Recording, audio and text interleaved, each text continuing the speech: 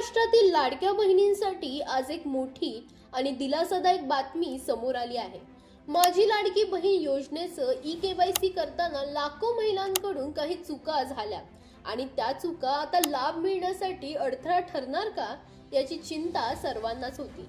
पण अखेर सरकारने मोठा निर्णय घेत या सर्व पात्र महिलांना सुधारणा करण्याची शेवटची संधी दिली आहे।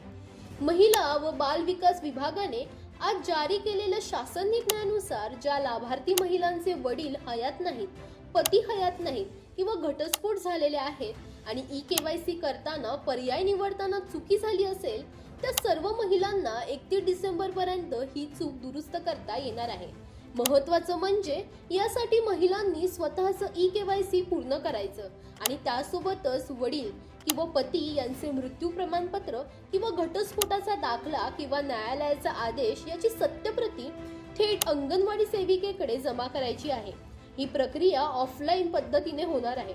दरम्यान वेब पोर्टल ladkibahin.maharashtra.government.in वरही आवश्यक सुधारणा करण्यात आल्या आहेत।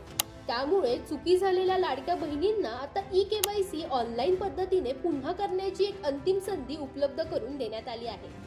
एक गोष्ट मात्र सरकारने स्पष्ट केली, ही शेवटची संधी असेल। 31 डिसेंबर नंतर कोणताही बदल की कोणतीही दुरुस्ती मंजूर होणार नाही। त्यामुळे माहिती भरताना अत्यंत काळजी घ्यावी असं आवाहनही सरकारने केलं आहे। लाडक्या बहिणींसाठी ही नक्कीच एक मोठी दिलासा देणारी बातमी असेल। दरम्यान तुम्हालाही अशाच अपडेट्स हवे असतील तर इंडिया लीडरला फॉलो करायला विसरू नका।